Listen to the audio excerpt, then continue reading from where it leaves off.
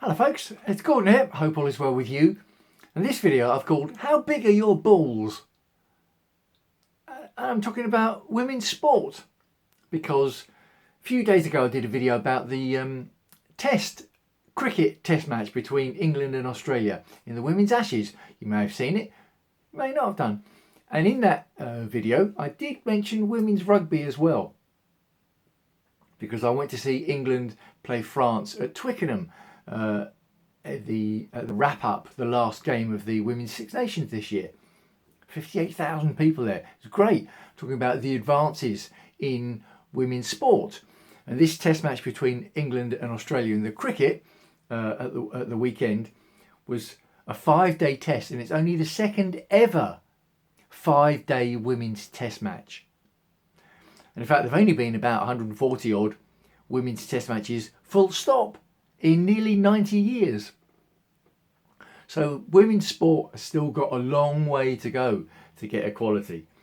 And doing a bit of research for the women's cricket, because I haven't seen much women's cricket before, they play with a smaller ball than the men and a lighter ball than the men. And the boundaries are shorter. It's a smaller cricket. The boundary in cricket, women's cricket, is smaller for the women, and they play with a smaller and a lighter ball. Now, interesting that in my video about the cricket I mentioned the women's rugby, because since then, this week, World Rugby have announced that they're trialling a smaller ball for the women, using a smaller ball for women's rugby players. It won't be trialled at international level. So for the international players, they'll still be using a number 5 size ball, which is the same size ball as the men.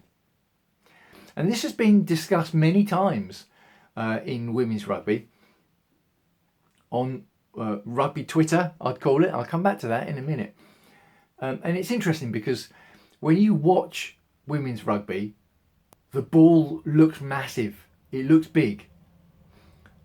Now, generally, on average, men are taller than women. They've got bigger hands than women. Generally, on average, I'm speaking.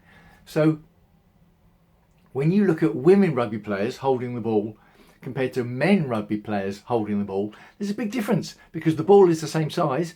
And on average, generally speaking, the women and the men are not the same size. And in fact, underage men or underage boys players play with a smaller ball, but a lot of underage men and boys players are bigger than the women who play with the bigger ball.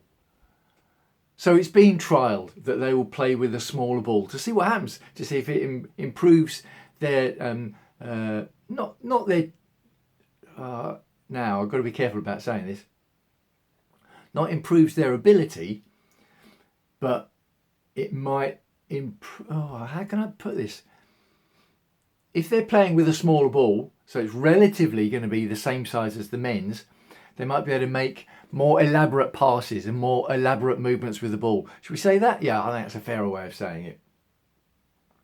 A lot of the naysayers have said, oh no, that one of the attractions of women's rugby is that they're playing on the same pitch, same size post and the same size ball. So in other words, there's more space. That's one of the attractions of women's rugby.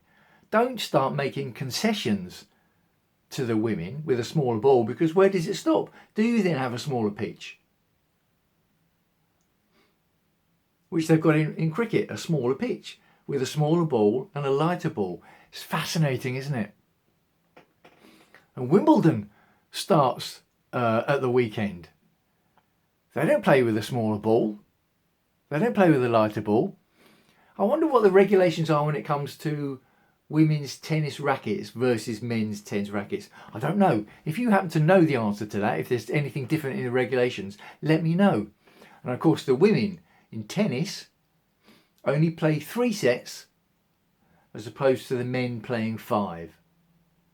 Now, I've always thought that the women should be playing 5 sets. I've always thought that.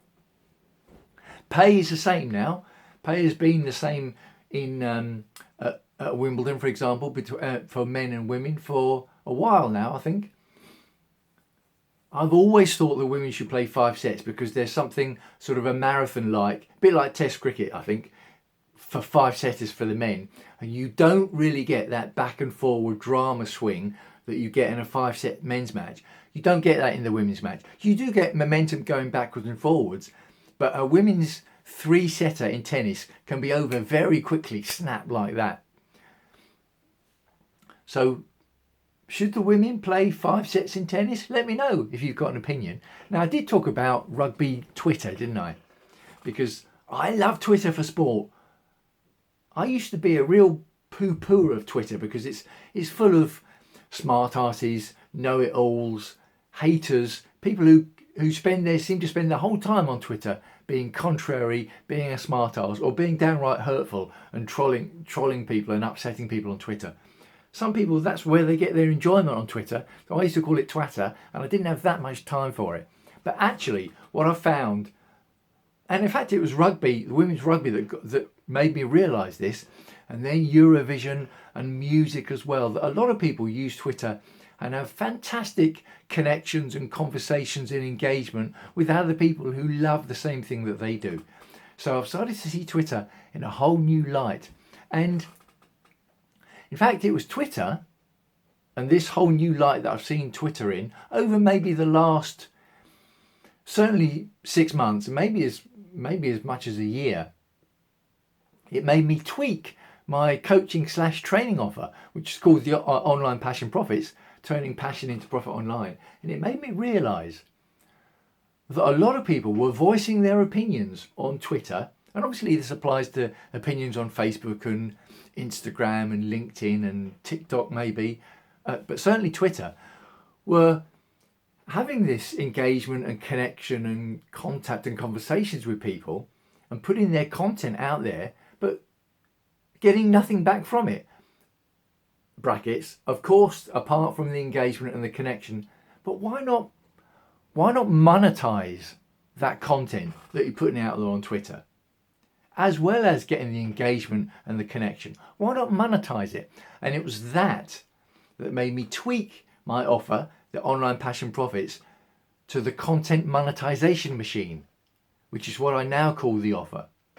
The underlying fundamentals and principles are the same, but I'm steering it and directing it more at people who, if you give a lot of opinions on social media, if you share a lot of content on social media, and you might even predominantly share other people's content rather than voicing your own content, you can still monetize that. And I'm quite excited about it. So I'm going to be having more of a push of it in the second half of the year, starting 1st of July this weekend. We're coming up to the second half of the year. So I'm having a push for this coaching training of mine, the content monetization machine. Look out for it. Look out for more content to do with it. If you want to find out more, it is available to buy already. You can message me to find out more, or you can go and visit the website, thecontentmonetizationmachine.com. Yeah, signing off for now. Let me know what you think. Let me know what you think about the smaller, lighter ball in cricket, and what you think about World Rugby trialling a smaller ball for women's rugby, and do you think women should play 5 sets as well as the men, or should they stick to playing 3 sets, or could you not care less? Which might very well be the case. Let me know. I'd love to hear your thoughts. Leave a comment below wherever you happen to be seeing this video. Signing off for now. Wishing you as ever health and happiness, and I'll speak to you again soon.